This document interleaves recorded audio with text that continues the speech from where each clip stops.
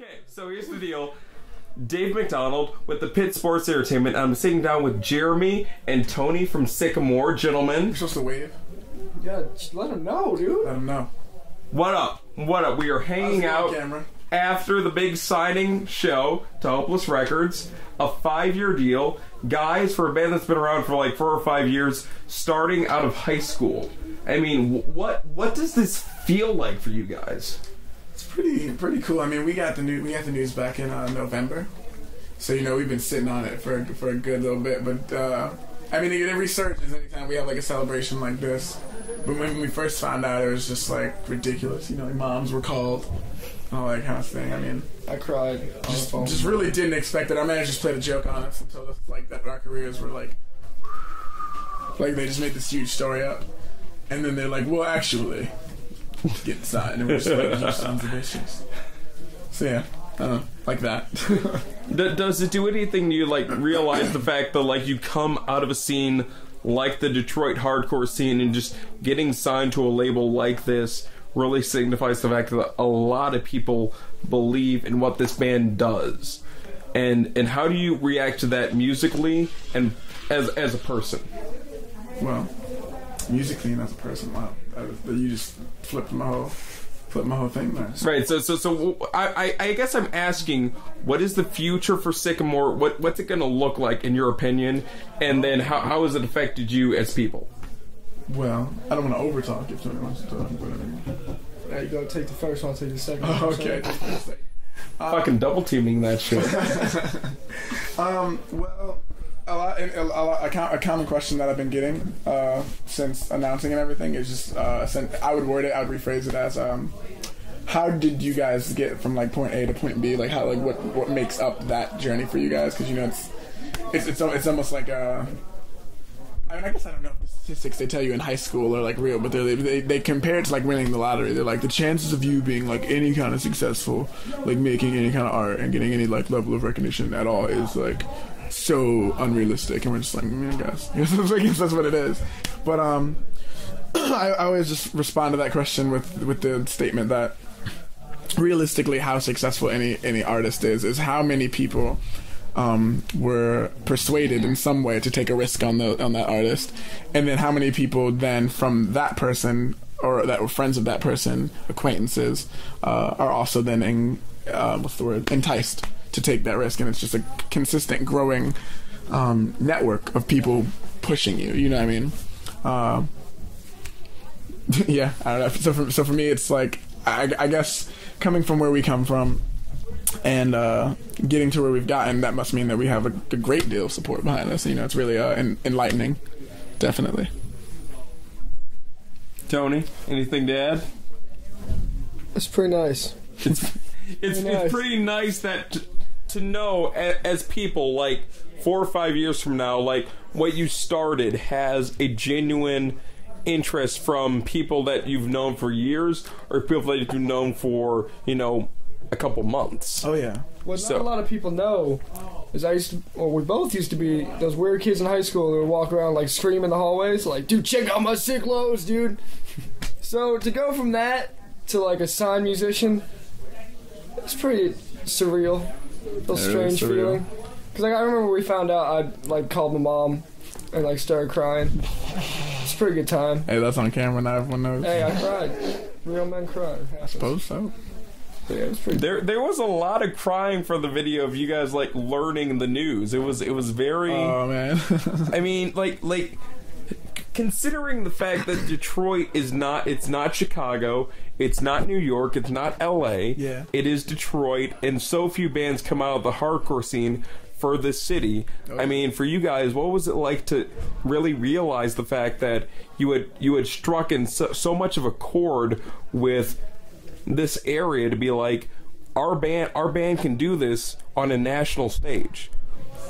These are very open-ended questions. That's the point. I know that's the point. I do know. It's pretty surreal. I think that's like the general feeling of all of this. It's just really surreal. You don't want to be the person who's who's like, yeah, no, I knew it happened. You know, like, yeah, no. Like, bro, my screen's sick, dude, so we had you. I've been waiting on Hopeless to like talk to us for like years now. I knew they'd come along. Like, no, it's, I mean, it really is just a consistent, I guess if you're not like that, it's like a consistent feeling of like disbelief. And just, and in that, it almost makes you feel, like any weight that you might have had is like off of you. It's like, I mean, given it is only like the first step. It's not like you get signed and it's just like, oh yeah, man, the world just changes. But it is a significant milestone, definitely. It is like the first of like any of the major ones. Mm-hmm. Like we only hit the first level. We haven't got like, you know, gold or platinum or anything like that. Yeah. Hopefully we will. Should we tell the story about Mike at the fucking Warped Tour after party? Oh man. He called it. He called it like a year before it happened. This will go on the record, but it might not be used. Okay. It depends. So we can say it. So feel comfortable. All right, we'll feel. That's sick, then. Yeah, that's you. All right, so we were at the Warped Tour after party after we played the Detroit did a Warped Tour, which was sick. It was sick. I expected 10 kids to watch us because we were playing like at similar times like Let Live and bands like that are just huge. But there were like good like 200, 250 kids watching us, which was tight. I got to play with sunglasses on. Looked like a douche. Never gonna do that again. Lesson learned. But so we're at the after party where like pretty much like everyone on Warped Tour just gets together and just drinks and has a good time. I don't know if I should look at the camera or look at you. I don't know what back to do. and forth. You know what? Whatever you're feeling right now, whoever you want to tell this story to, look at the camera, look at me, look at Jeremy. Whatever you're feeling. But like, so we were, they were just jamming like new metal, like Ollie Sykes was DJing, which was also very surreal.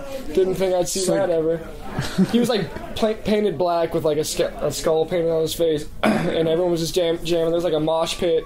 Everyone was having a good time, and apparently our manager Mike goes up to this lady and talks to her, and apparently she's the videographer for Hopeless. And like, shout out Megan Thompson. Shout out. And then she like. They exchange information, and then like later on in the night, Mike's like he's done, he's real drunk, and he gets back in the van, and I'm not as drunk as him, so I'm a little bit annoyed. He gets back in the van, he's like yelling, "Oh, you guys are gonna get signed to Hopeless Records!" And I was like, "Mike, just shut up. You know, we're not getting signed to Hopeless. They wouldn't sign a band like us." That really did happen. And then like a year later. Almost less than a year. Less than a year later. Yeah, and Mike's like, yeah, we're talking to Hopeless right now. And then a couple months after that, they're like, yeah, they want to sign you guys. We're going to start negotiation. And I was like... And then even then, it's still like, well, they could negotiate and not be able to, like, agree on anything. So, like, we could still, like, that might not happen. And then it happens, and it's, like, 1 second of this, you know? Like, all of this time and effort culminates into, like, just... it's done. It's like... So when you guys were looking at the actual paperwork, what was that day like for you guys? Stressful. Yeah, I didn't really know that we were going to be signing that day. It was kind of like a thing, like, okay, contract's back, come over. Yeah, it just kind of happened. Were there any emotions involved in that where you guys were just like, I never would have thought this would be how I was living my life at this point? Yeah. It was that, and then there was like a little bit of like confidence, like, you know, I'm going to sign this shit now, and it's going to be real. Just got to move forward, like, you just got to do it. You know what I mean? That? No reason to feel bad. Shit. Yeah, is that a thing I can say? Is like we got beeps we can put over this? Okay, so now that we've gone to the confidence and the reassurance that what you guys are doing is what you guys genuinely feel passionate about, let's talk about the future with you guys in Hopeless. I've seen the video introduction of you guys signing to Hopeless. Mm-hmm. Jeremy, where the fuck did you get acting chops? What was the idea behind this thing that you guys are doing, and what the fuck is it? This is a big question. What is it? I don't understand it. Well, give away the story yet. Yeah, we won't push it too crazy, but well, to answer your first question, if I do indeed have acting chops, then I will not say that I do. Apparently, I have a little bit of acting chops. I did do drama in like high school, and I don't know. Before that, I spent a lot of time imitating people. I don't know. At some point, it just became. Is there a drama teacher or a character that you imitated that you want to give credit to right now on camera? Wow. Just you mean like an acting related? Right, like was there an event or was there a figure in your experience as someone in entertainment that affected you? Well, I would say there are two people I met that kind of I feel like took a very strong hold on the personality that I formed over the course of high school. You know, formative years, and that I could say like the band. But I met the band through my friend Patrick Shepard. Another shout out, Patrick Shepard. So meeting Patrick and then meeting the band was like a big like step. And then with drama, with like kind of because we write from the perspective of like storytelling and like. About the character in the video. No, I am. He said anything that inspires me. Sure. Yeah, sorry. This is an open place. You can express yourself in any way you want to. Just be honest. Yeah. Just let it out. And there was at one point, honestly, I think before I met the band, I just ran into this group of kids in a neighborhood. I'd gotten a moped recently, so I thought I was real fancy. Driving around my moped, to these neighborhoods that are like 5 minutes away, but walking to them wasn't comfortable. So I was like, I got a moped now, I can go to that one neighborhood. And this group of kids were just outside hanging out, and they ended up being the people who introduced me to the drama team at Lincoln High School. I guess shout out Lincoln High School. Like, there you go. That's what it is. You are as an artist that is signed to a label, you are learning how to plug. Oh yeah, no. Hey, Yeah, I just want to say real quick, Tony. one of the bands that played the show tonight was a substitute that also substituted at Lincoln High School. God damn. Shout out to Jack and the Bear, Damn. That is sick. I don't know that. the trumpet lady. Oh wow. The band with the trumpet in them. Mm-hmm. That sounds a whole lot to me like Foxy Shazam. I'm big on Fox. They sound very much like them to me. Yeah, I would say they're similar. I can see that. A little more chill than Foxy, not quite. Yeah, not quite as like boisterous, not as like boisterous. Yeah. I have a lot of like big words that I just like hold on to. I mean, yeah, we all do sometimes. It's alright. Not judging you. Thank you. I feel very included in the experience of SycAmour. Good, excellent. And I want to ask you guys, like, what were you guys trying to do with this band? Because it seems like this band always had this very like visceral and like easily identified intention of what they wanted to do. Like you guys identified with stuff like the Heartwood, and so what was the imagery? What was the idea behind what you guys were trying to write about?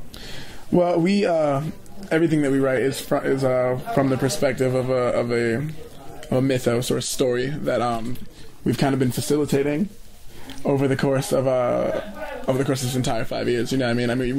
The Heartwood's been like an idea for a while, but we haven't really begun to show it, talk about it, brand it, or anything like that until fairly recently. I mean, you figure it's easier for people to latch on to kind of foreign concepts when they're already behind you. So we were just kind of waiting until we felt that we had enough of I guess reason, enough of an audience, I guess, if you were, because it was such it's been such like a big story that's become, and it really is kind of central, I think, to what we make.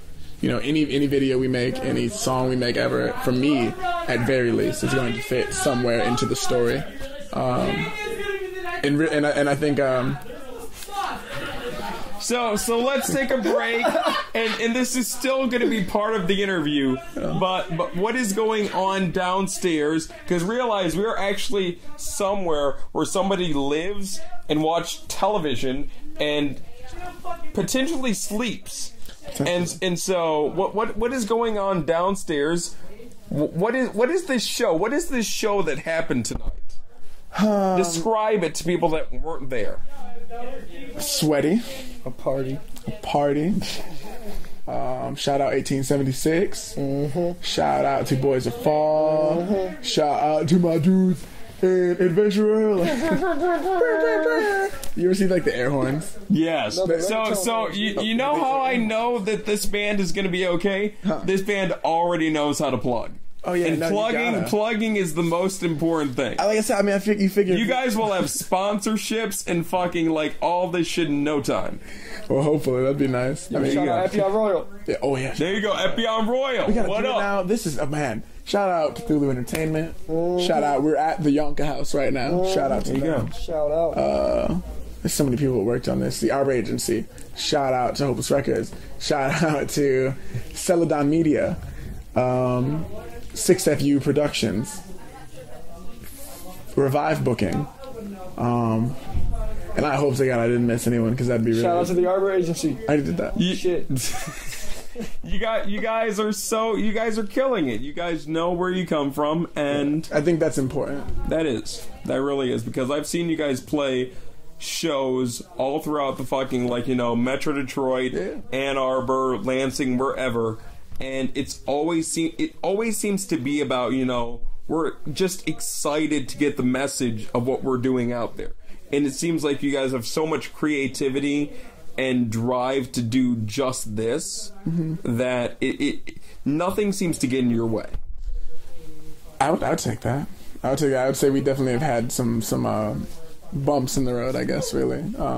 That I know that there are people who have quit making music or making any kind of art for less than what we've kind of dealt with. Look at this shit. Look at this fucking shit. I'm gonna introduce this. Hello, Victor.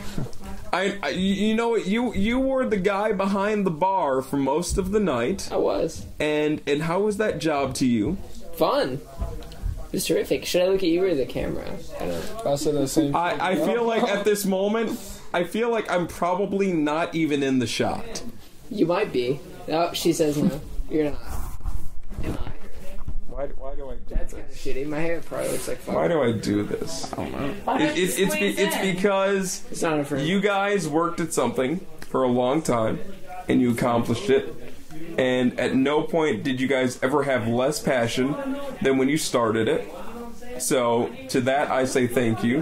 Hey, thank you. Thank you. So I think more plug.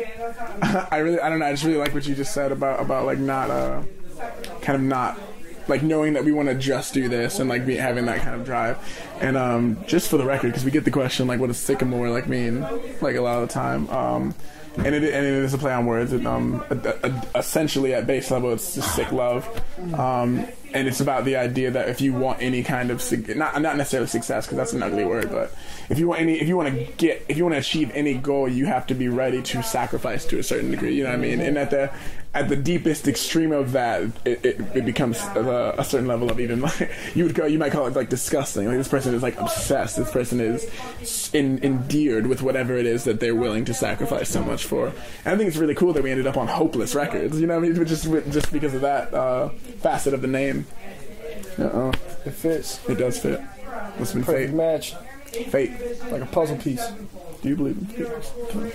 So if you guys believe that fate has led you to this point, then clearly, and I'm just observing right in this moment.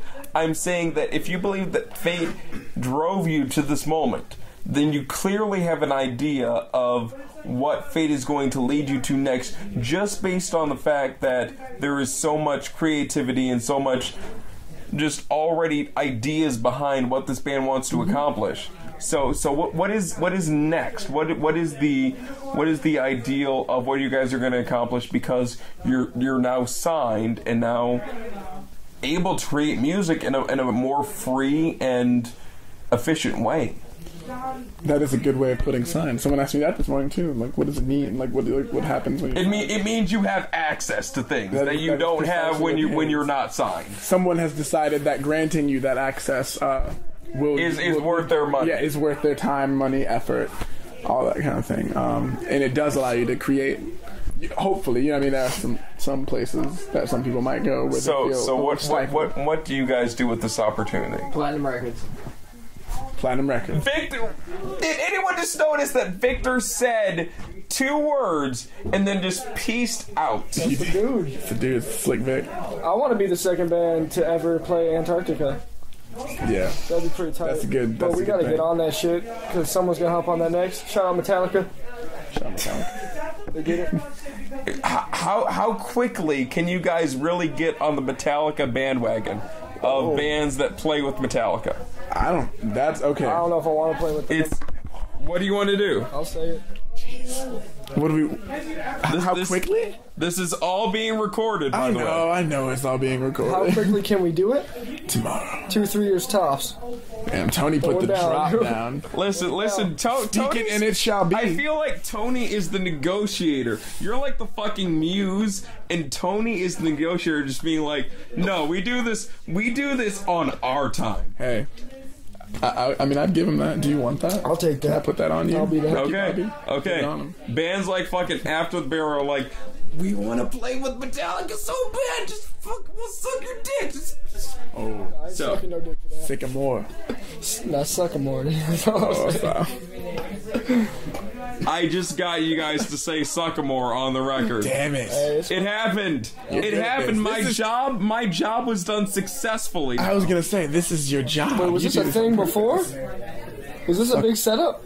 Big setup. Was that just This was me taking a moment and deciding how can I be the best at this time. you did.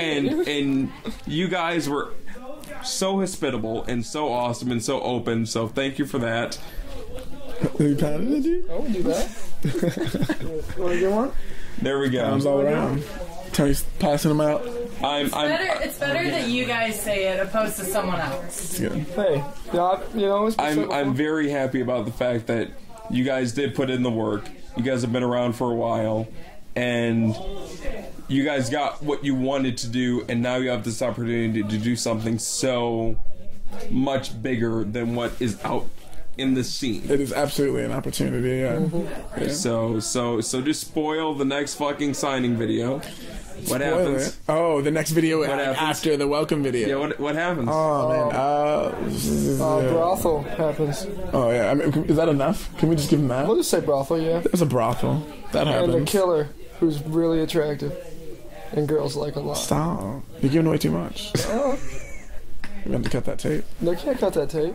Cut you. This is on the record. You can't cut this. Can't cut it, dude. Only management can send us an email and say like, don't put that in there. Mike!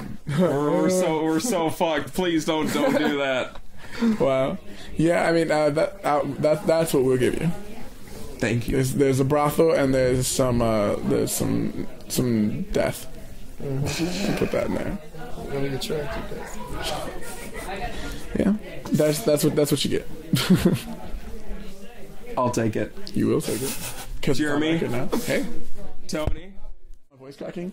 Theheartwood.com. That's where you should go if you have any interest in the band.